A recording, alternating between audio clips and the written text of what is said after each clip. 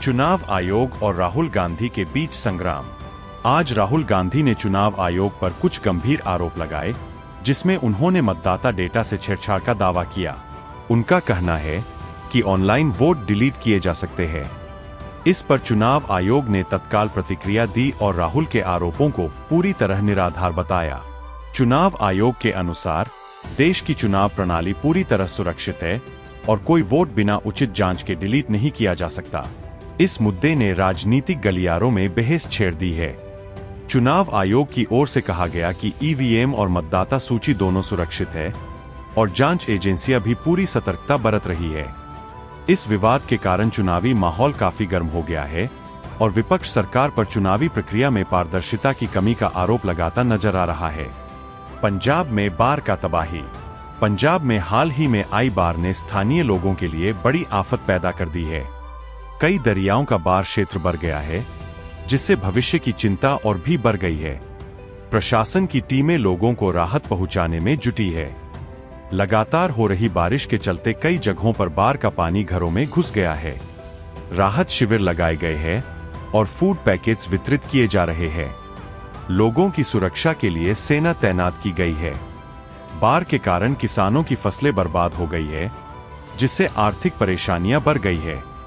स्थानीय सरकार ने आपदा राहत कोष जारी कर दिया है और मदद हेतु हेल्पलाइन नंबर जारी किए गए हैं। पीएम मोदी का बड़ा ऐलान। प्रधानमंत्री नरेंद्र मोदी ने अपने 75वें जन्मदिन पर मध्य प्रदेश में देश के सबसे बड़े पीएम मित्र पार्क की आधारशिला रखी। पीएम ने सभी लोगों से अपील की कि वे दुकानों पर स्वदेशी उत्पादों को प्राथमिकता दें, जिससे देश के कारीगरों को लाभ मिल सके। उन्होंने कहा कि देश की अर्थव्यवस्था को मजबूती देने के लिए स्वदेशी सामान को बढ़ावा देना जरूरी है। साथ ही पीएम मोदी ने पाकिस्तान के प्रति कड़ा संदेश देते हुए कहा कि नया भारत किसी धमकी से डरता नहीं है। इस घोषणा ने व्यापार जगत और आम जनता में उत्साह पैदा किया है, जिससे हर कोई स्वदेशी उत्पाद अपनाने के लिए प्रेरित हो रहा है। दिल्ली विश्वविद्यालय छात्र संघ चुनाव। दिल्ली विश्वविद्यालय में छात्र संघ चुनाव को लेकर माहौल गर्म है। विभिन्न छात्र संगठनों ने अपने अपने प्रत्याशियों के लिए प्रचार तेज कर दिया है। राहुल गांधी की प्रेस कॉन्फ्रेंस के बाद विपक्षी छात्र संघों में उत्साह देखने को मिल रहा है। उम्मीदवार शिक्षा, रोजगार, सुरक्षा और महिला सशक्तिकरण जैसे मुद्दों को लेकर आगे आ रहे हैं। चुनाव प्रक्रिया शांतिपूर्ण रखने के लिए प्रशासन ने सुरक्षा व्यवस्था कड़ी कर दी है। इस बार युवा मतदाता संख्या में बढ़ोतरी साफ नजर आ रही है। छात्र राजनीतिक दलों के नेताओं के समर्थन में ताबड़तोड़ सभाएं और रैलियां आयोजित कर रहे हैं। नशीले सिरप के साथ गिरफ्तारी।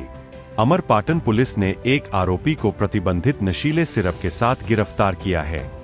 पुलिस अधिकारियों ने बताया कि आरोपी के पास लगभग 15,000 रुपए के सिरप बरामद हुए हैं।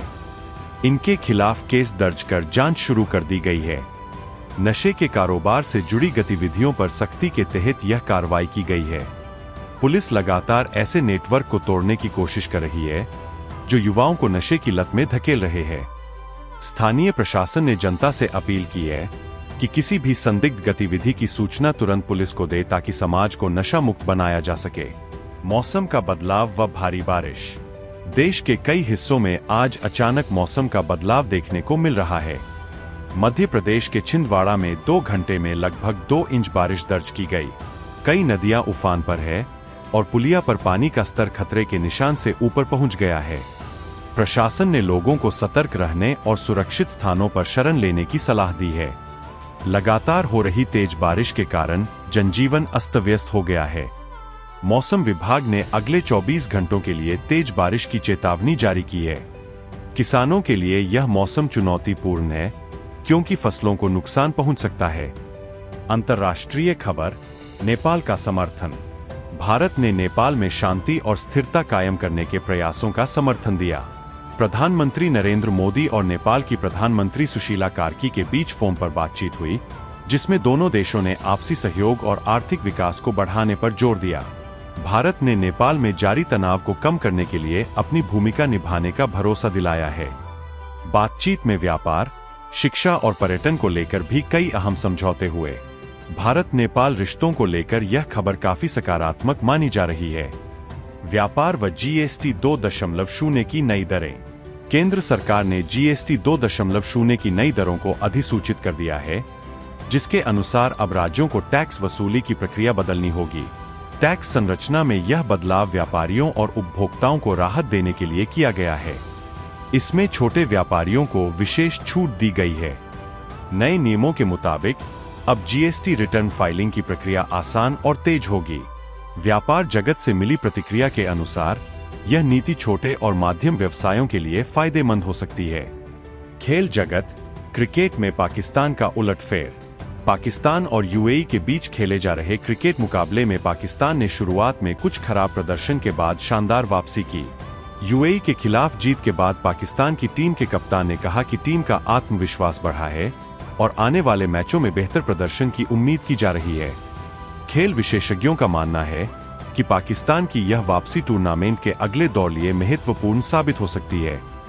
दोनों देशों के फैन क्लबों के बीच सोशल मीडिया पर भी काफी चर्चा हो रही है।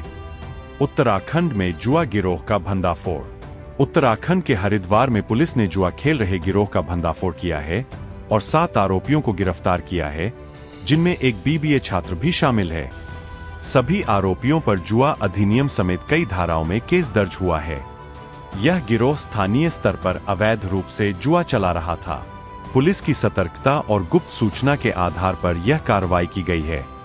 इस घटना के बाद स्थानीय नागरिकों में खासी चर्चा है और प्रशासन ने ऐसे अपराधों पर नकेल कसने का संकल्प दोहराया है।